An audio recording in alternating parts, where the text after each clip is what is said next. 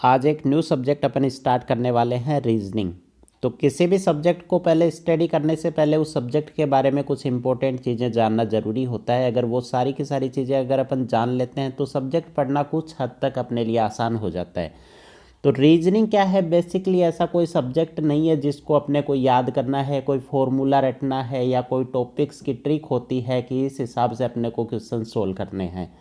Basically ये क्या है कि ये ऐसा सब्जेक्ट है, मतलब आपके जितना माइंड इसमें काम करेगा, प्रेजेंस ऑफ माइंड जितनी होगी उतना ये सब्जेक्ट आपको क्या है, आसान लगेगा।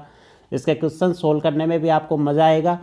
दूसरा क्या है, जैसे पहेली नहीं होती क्या कि कोई व्यक्ति अपने से पहेली पूछता है, सिर्फ रीजनिंग क्या है, एक प्रकार की पहेली है। क्वेश्चंस होता है, आंसर अपने सामने होगा, बस दिमाग में हल्की फुल्की कैलकुलेशन करनी होती है और वो सिंपल से कैलकुलेशन करके अपन रिजल्ट प्राप्त कर सकते हैं। अब सबसे पहला टॉपिक यहाँ पे आता है वर्णमाला परीक्षण। तो वर्णमाला परीक्षण क्या है? वर्णमाला कब से अपन पढ़ रहे हैं भाई? मेरे टाइम में क्या है, 3rd क्लास में इंग्लिश आती थी। कुछ ऐसे भी विद्यार्थी होंगे जिनके 6th क्लास में इंग्लिश आई थी और आजकल क्या है, LKG UKG के बच्चों को इंग्लिश पढ़ानी स्टार्ट कर दी जाती है। तो वर्णमाला परीक्षण की बात करें तो वर्णमाला अपन कब से पढ़ते आ रहे हैं? बचपन से पढ़ते आ रहे हैं, मतलब LKG UKG क्लास से अपन अल्फ़ाबेट पढ़ते आ रहे हैं। उसी अल्फ़ाबेट पे बेस्ड अपन कुछ क्या है, क्वेश्चंस करने वाले हैं। बस सिंपल सी ट्रिक है। अगर ट्रिक और बेसिक कंसेप्ट अगर अपन ने फॉलो कर लिया तो कैसा भी क्वेश्चन एग्जाम में पूछ लिया जाए, अपन आसानी से उसको सोल्व कर पाएंगे। तो सबसे पहले यहाँ पे वर्णमाला परीक्षण की मैं सिंपल से आपको कुछ ट्रिक बताने वाला हूँ। भाई मेरी ट्रिक तो ये है कि जाते ही आप एग्ज़ाम में क्या करो, जो भी आपको रफ पेपर मिले उस पर आप जाते ही वर्णमाला को लिख लो। A से लेके Z तक का जो भी क्रम है 1 से लेके 26 का, और उसका रिवर्स क्रम, जैसे Z को 1 नंबर दे दिया, इसको 2 नंबर दे दिया, इस तरीके से आप पहले ही उसके ऊपर रफ पेज पे ये वर्णमाला वहाँ पे ड्रॉ कर लो, ताकि आपके क्वेश्चंस करने में क्या हो, आसानी हो। सेकंड है कि कुछ टीचर हैं वो बोलते हैं कि जैसे बैंक की एग्ज़ाम होती है वहाँ पे इतना टाइम नहीं मिल पाता आपको, या SSC CGL की एग्ज़ाम होती है उसमें भी आपको इतना टाइम नहीं मिल पाता। तो उसके लिए क्या है कि आपको वर्णमाला याद होनी चाहिए। तो याद करने की मैं आपको ट्रिक भी बता दूंगा। कुछ बेसिक ट्रिक्स हैं जिसके माध्यम से अपन वर्णमाला को आसानी से, अल्फ़ाबेटिक ऑर्डर को अपन आसानी से याद कर सकते हैं। वो अपन देखने वाले हैं। क्या है वो? जैसे यहाँ पे सबसे पहले अपन ने बात की कि एक वर्ड अपन ने बना लिया ईजोटी। ईजोटी की बात करें तो ई क्या है? वर्णमाला के वे अक्षर निकाले हैं जिनका क्रम क्या है, 5 है, 10 है, उसके बाद 15 है, 20 है, और यहाँ पे उसका क्रम क्या है, 25 है। वो वर्ड यहाँ पे मेरे पास क्या बनता है, ईजोटी। इससे आपको आसानी होगी वर्णमाला को याद करने में। जैसे ई अक्षर 5 नंबर पे आता है, जे 10 नंबर पे आता है, ओ 15 नंबर पे आता है, टी 20 नंबर पे आता है, और वाई कितने नंबर पे आता है, 25 नंबर पे आता है। इसी के साथ अपन बात करें, जैसे सभी को पता है कि के कितने नंबर पे आता है, 11 नंबर पे आता है। आगे कुछ सिंपल सी ट्रिक हैं वो अपन फॉलो करने वाले हैं यहाँ पे। जैसे अपन ने बात की J10 और K11 की, इसकी ट्रिक बता दी मैंने आपको। जम्मू कश्मीर का रोड नंबर याद कर लो। JK से क्या बना, जम्मू कश्मीर। जम्मू कश्मीर का रोड नंबर कौन सा हो गया, 10 और 11। जम्मू कश्मीर की कौन सी रोड नंबर 10 और 11। सेकेंड अपन बात करें यहाँ पे M30 और N40। M30 और N40 को कैसे याद करना है कि जयपुर के अंदर क्या है, मालवीय नगर। तो मालवीय नगर के सेक्टर कितने हैं, सेक्टर 13 और 14। याद हो गया आपका। M और N का क्या है, मालवीय नगर के सेक्टर हो गए 13 और 14। इसी के साथ अपन ने बात किया R18, S19, और यहाँ पे क्या हो गया, T20। T20 तो क्या है, T20 मैच होते हैं, सीधा सा याद हो गया। R18 और 19। R18 कैसे याद हो गया भाई, RJ18 कहाँ का है, झुंझुनू का कोड है, तो R18 हो गया। S19, या ऐसे याद कर लो राजस्थान स्टेट के कोड कितने हो गए, 18 और 19। ठीक है, इस तरीके से आप याद कर सकते हो। उसके बाद अपन बात करें GT की। जी का ऑपोजिट क्या हो गया भाई, टी हो गया। ठीक है, जी कितने नंबर पे आता है, 7 नंबर पे आता है, और टी कितने नंबर पे आता है, 20 नंबर पे आता है। ठीक है, इस तरीके से आप क्या है, इस वर्णमाला को याद कर सकते हो। अब अपन बेसिकली बात करें वर्णमाला की, तो ए से लेके एम तक का जो अर्धांश होता है, मतलब शुरू के 13 लेटर को क्या बोला जाता है, फर्स्ट हाफ बोला जाता है। और एन से लेके जेड तक को क्या बोला जाता है, सेकंड हाफ, मतलब कि द्वितीय अर्धांश।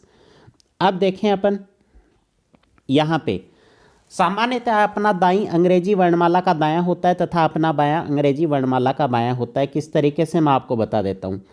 जैसे ये क्या है, ये अपन खड़े हैं, ठीक है। यहाँ पे ये अपना क्या है, यहाँ पे राइट,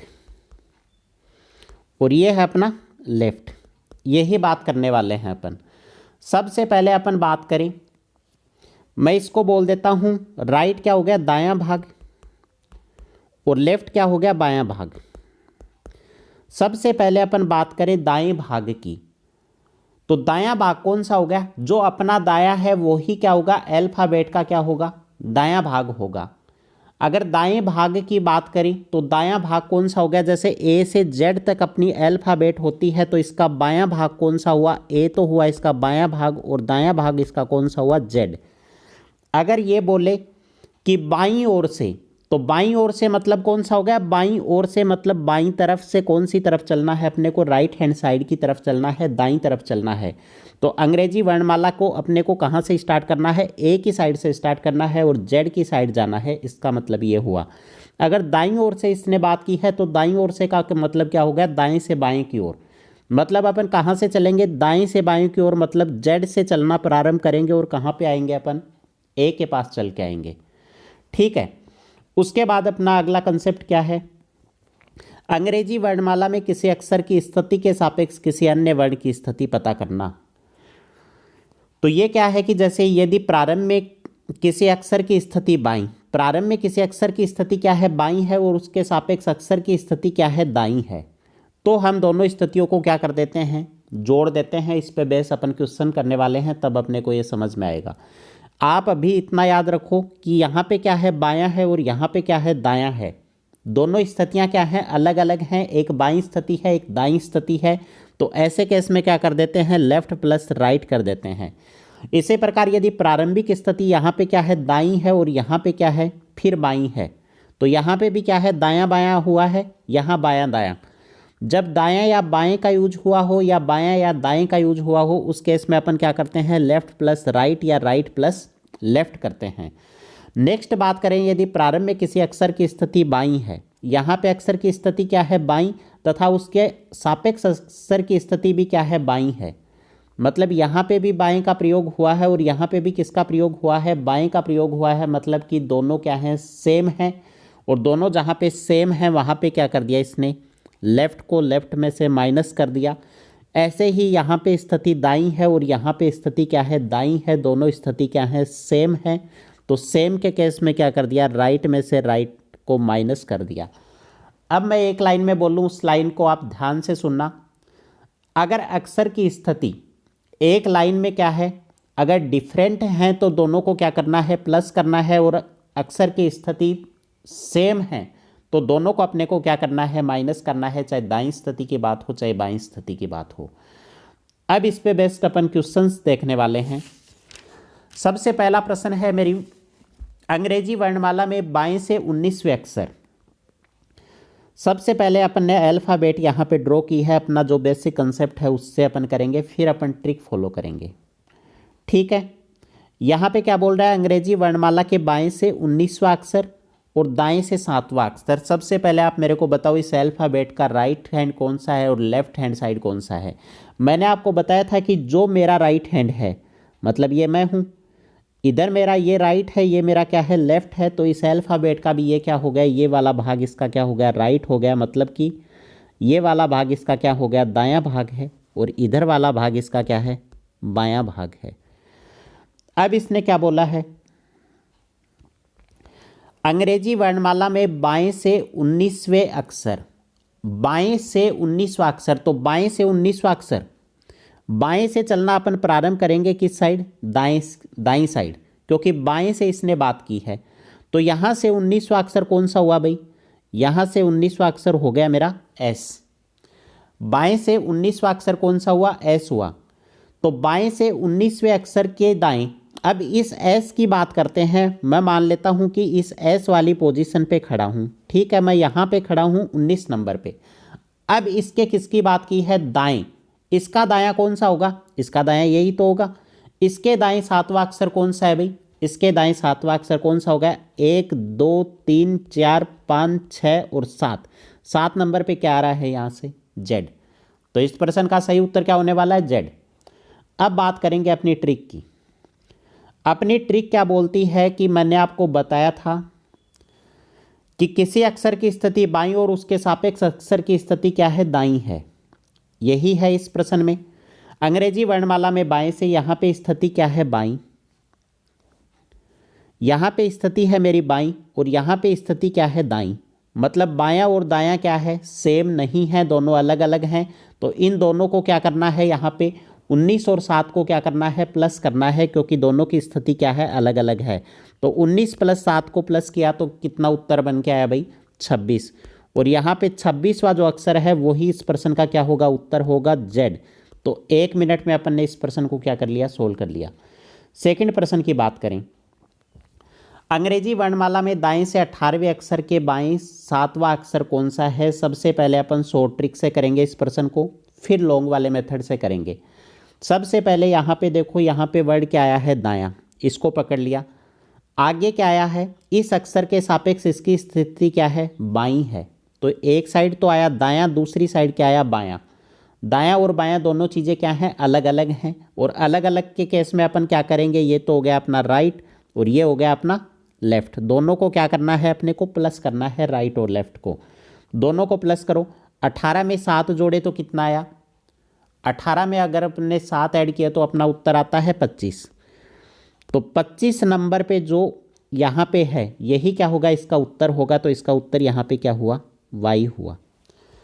अब करते हैं लॉन्ग वाले मेथड से। अंग्रेजी वर्णमाला में दाएं से 18वां अक्षर, सबसे पहले आप मेरे को इस अल्फाबेट में बताओ कि बायां कौन सा है और दायां कौन सा है। वही जो अपना दायां भाग है वो इसका क्या होगा, दायां होगा, और अपना जो बायां भाग है वही इसका क्या होगा, बायां भाग। तो मैं यहाँ पे सबसे पहले लिख देता हूँ कि इस अल्फाबेट का ये भाग कौन सा है, दायां। उसके बाद यहाँ पे ये भाग कौन सा हो गया, इसका बायां भाग। अब इसने क्या बोला है, दाएं से 18वां अक्षर, तो अपने को दाईं साइड से चलना प्रारंभ करना है, ठीक है। दाएं से 18वां अक्षर कौन सा हो गया भाई, ये 1 हुआ। यहाँ से अपन ने चला और चलने के बाद अपना 18वां अक्षर यहाँ पे कौन सा आता है, अपन ने काउंट कर लिया। और 18वां अक्षर मेरे पास कौन सा प्राप्त होता है, यहाँ पे आई। ये आई है, ये मेरे पास कितने नंबर पे आता है, 18 नंबर पे। 18वें के बाएं 7वां अक्षर कौन सा होगा। अब 18वें के कहाँ चलना है, बायां चलना है। तो इसका बायां कौन सा हो गया, ये हो गया। इसके बाएं 7वां अक्षर कौन सा होगा, इधर से अपन ने काउंट किया, और इसके बाएं 7वां अक्षर कौन सा होगा भाई, बी, ठीक है। आगे अपन बात करने वाले हैं यहां पे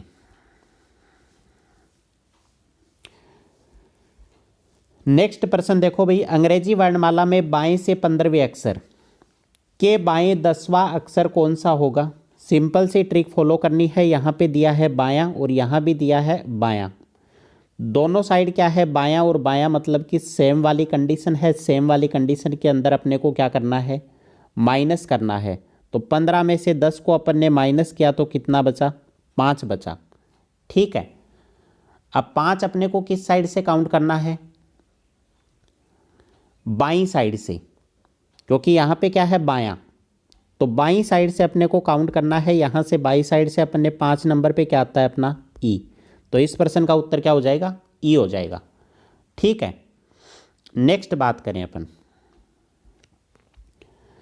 अंग्रेजी वर्णमाला में दाएं से 18वें अक्षर के दाएं 8वां अक्षर कौन सा होगा। सबसे पहले किसकी बात हुई है, यहाँ पे दाएं की बात हुई है, और यहाँ अक्षर के सापेक्ष भी स्थिति किसकी है, दाएं की है। तो यहाँ भी राइट है और यहाँ भी राइट है। तो राइट में से राइट को अपन ने क्या कर दिया, माइनस कर दिया। सबसे पहले 18 में से मैंने 8 माइनस किए तो मेरे पास रिजल्ट कितना आता है, 10। अब 10 अपने को बाईं साइड से देखना है या कौन सी साइड से देखना है, राइट हैंड साइड से देखना है, ये अपने को पता होना चाहिए। तो देखो आप, अब यहाँ पे क्या प्रयोग हुआ है, पहली स्थिति में दायां, तो अपने को कौन सी साइड से चलना है, राइट हैंड साइड से। यहाँ से अपन ने चलना प्रारंभ किया और यहाँ से अपन ने कितने काउंट किए, 10 काउंट किए, 1 2 3 4 5 6 7 8 9 और 10। 10वें नंबर पे अपना क्या आ रहा है, क्यू। तो इस प्रश्न का सही उत्तर क्या हो जाएगा, क्यू हो जाएगा। तो उम्मीद करता हूँ साथियों आज की क्लास आपको अच्छी लगी होगी। अगर वीडियो अच्छा लगा तो वीडियो को लाइक और चैनल को जरूर सब्सक्राइब करें।